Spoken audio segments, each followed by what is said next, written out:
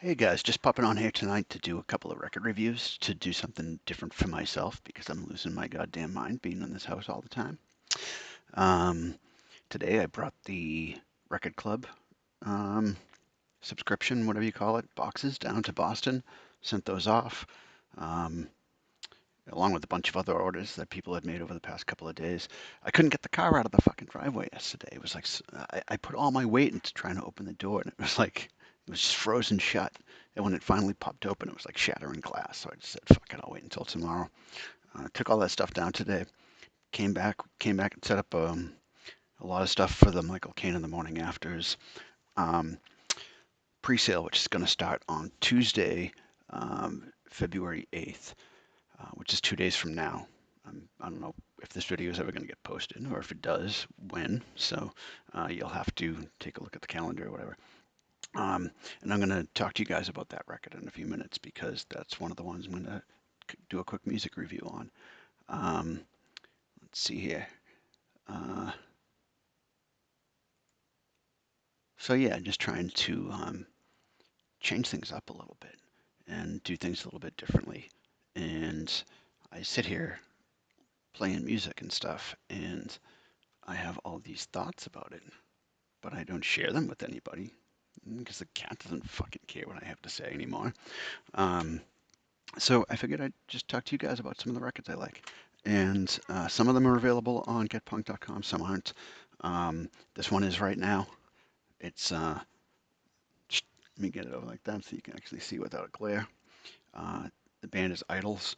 The album is called Crawler. This thing came out, I think, in November of 2021. And I don't know what the hell these guys are doing. They say they're a rock band. Um, I made some people I know listen to them. They thought it sounded like the Dead Kennedys meets the Minutemen. Um, yeah, maybe. Honestly, some of my opinions with respect to Idols is that um, they're a really ugly sounding band, and I don't think that they've really done something to go to the mainstream. I think that Um, unfortunately, the results of the past few years of our lives has brought the mainstream to a band like Idols. They're heavy and they're ugly sounding, and it's beautiful. In some respects, it reminds me a lot of Alice in Chains, who was a band that I obviously heard when I was very young. But I didn't.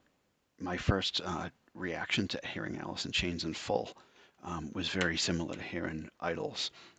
It was sort of just like a what the fuck did I just hear? That was so ugly and in some cases untuneful and abrasive, and then in some cases it just breaks into the some of the catchiest, most beautiful stuff you're gonna hear. So um, to me, they forever, as long as I live, which God willing will be beyond this ordeal.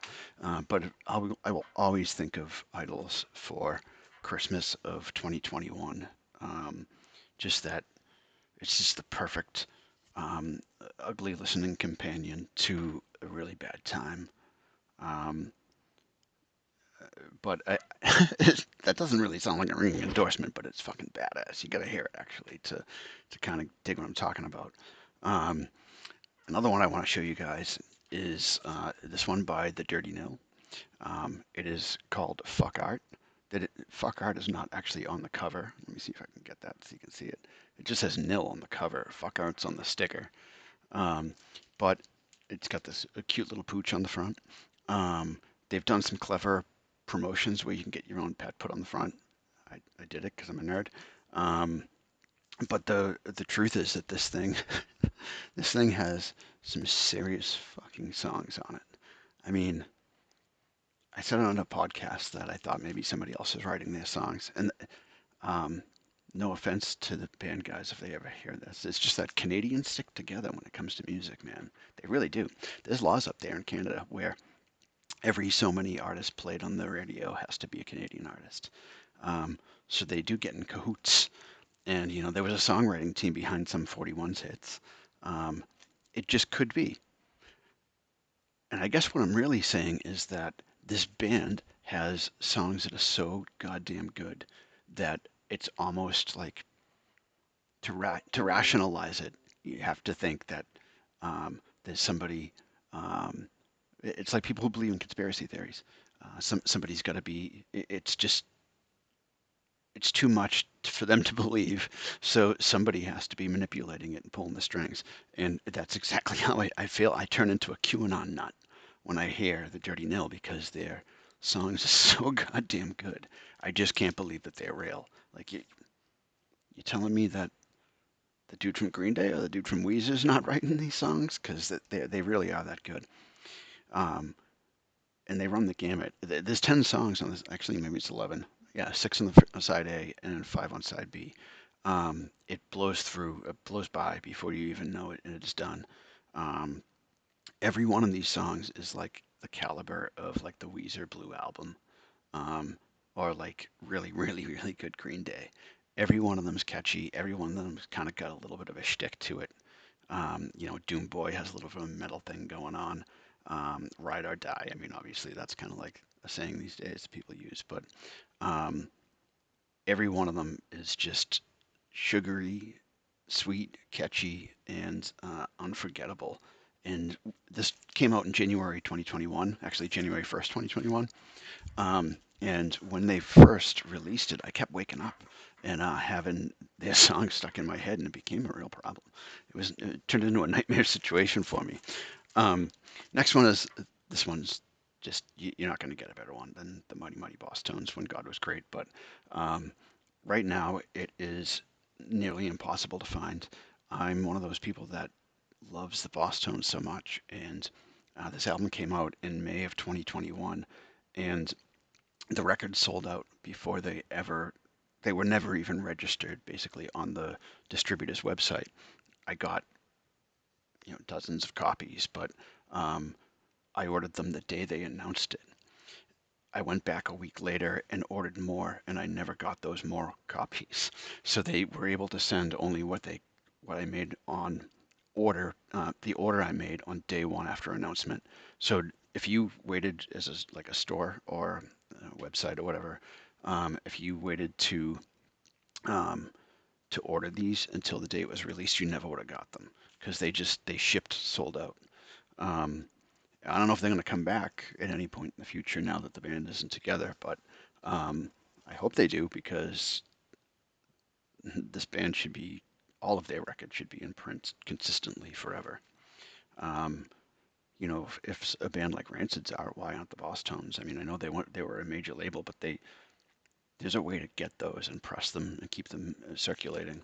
But it needs to be done right by somebody who has what it takes to do the Mighty Mighty Bosstones the right service. They should be in everybody's homes. Um, but anyway, this record is just like I couldn't really bring it up because it was sold out and people were bent out of shape that they couldn't get a copy. So I just, since the day it was released, I had to keep my mouth shut about this fucking thing. And I don't know if it's coming back, but now that the band's broken up, whatever, I'm going to just talk a little bit about it. Um, and if it ever does come back into print, I'll get it. Please don't beat me up, the people that I had to refund. So this thing comes out friggin' swinging. Honestly, let's see, there's 1, 2, 3, 4, 9, 10, 11, 12, 13, 14, 15 songs. Um, hey, I'll take as many Boston songs as they want to give me. But I think if this was like 10 or 11 songs, like Let's Face It, um, I don't know if it could. I don't know what kind of happens with the band after so many years, if you could ever have a hit again. But I mean, if they had just done 11 songs of this super strong material like they did in Let's Face It, um, this would have been as good as Let's Face It. And in some cases, it still is. I mean, it just has a couple extra songs on it. That's all. It's not like they're bad.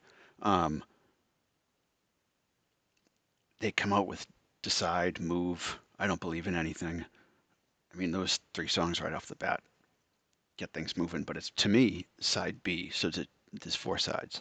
So side two, or side B, whatever, has Bruised Lonely Boy, The Killing of Georgie Part 3, um, You Had to Be There, and When God Was Great. That side right there just has, what's up, Cat? That side right there just is crammed with amazing songs.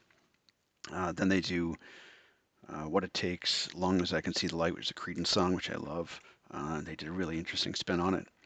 The Truth Hurts, which is a great song. It went well. I Don't Want to Be You, that's side C. Side D is just the final parade because the song's really long. And that song doesn't feel long, which is, I mean, if you can make a song that's like 11 minutes long and it feels like it was over in 3 minutes, you're doing something. I mean, obviously these guys are doing something great, but I mean, you're doing something especially great if you can make a really long song feel like it wasn't that long. Can you remember those songs on like Guns N' Roses, Use Your Illusion 1 and 2? They were like fucking 10 minutes long, 10 insufferable minutes long. There was like, I mean, there was like five of them. The record without those songs, it would have been probably 10 minutes long. But those songs felt long. You know, nobody's ever going to accuse Coma from User Illusion 1 of feeling like it's 3 minutes long, but somehow the Bosstones pulled that off. They made her, I mean, the song just goes, goes and goes, but it doesn't feel that way. Um, it makes you want to hear it again a second time, which is, in my opinion, unusual. The thing about the Bosstones, man, they just, uh, they had it right up till the day they died, like that song says. Uh, and I hope they get back together, man, someday. Um, Something must have went down between those guys in order for them to break apart because they've been together through everything. Something big must have happened, but they've overcome those things before in the past and got back together, after the 3 year hiatus. And I'm just fingers crossed, man, that they get back together. Um, no matter what it might be right now, um, someday we're not going to be in this miserable situation we're all in now. And I hope that the Bosstones will come back because to me, the the problem for me is that for the past 2 years, I've associated a return to normal with getting to go see the Bosstones play. So when they broke up and said they weren't going to do it anymore, like I have to figure out what the fuck I'm looking forward to now. Um, but if it takes a couple extra years to get them back together, I just really hope it happens, no matter where things are right now. Which bands can be very complicated. I mean, like I said, that band's been together through thick and thin, so for them to break up, it must have been serious. But um, hopefully things can get resolved because I love that band. This is a test pressing of Michael Kane in the Morning Afters. The album is Broke But Not Broken.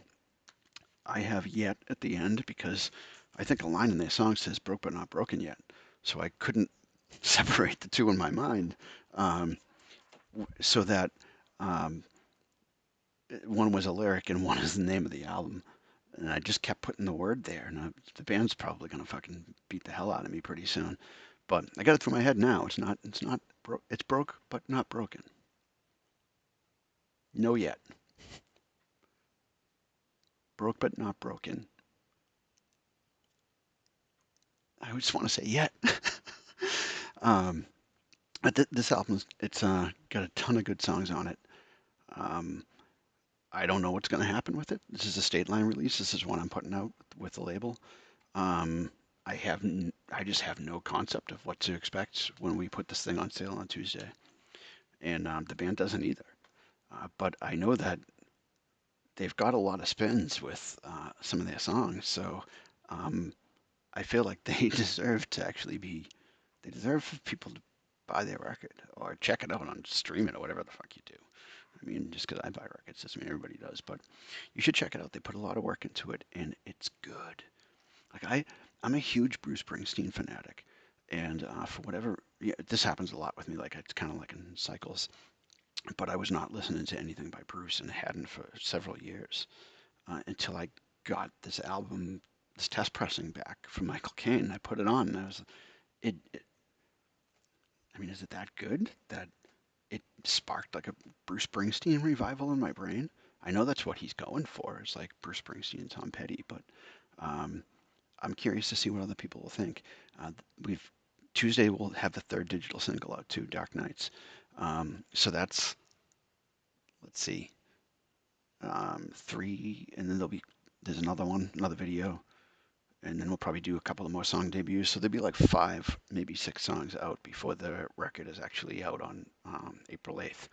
We're gonna make this a fucking greatest hits album before it gets released. Um, Carol Kay and Tear This World Apart are both songs out there by Michael Kane in the Morning Afters now that you can hear on Spotify, and they are really, really good. And they've got a lot of plays. And the new one, Dark Nights, which comes out Tuesday, has already got played on radio in London on Friday night. I don't know how that happened, but um, anyway, that's just a couple of reviews. I just wanted to talk about music or something with the camera, myself. Um, and if anybody watches it and wants to talk about music or these records or whatever, just throw it down in the comment section and I'll reply to you because I got nothing, nothing better to do. Nothing. I'm just fucking around, but yeah, that's it. Uh, See if any more of these come up pretty soon. I mean, I could pull any record off the shelf and tell you about it. You might, you, you might regret this.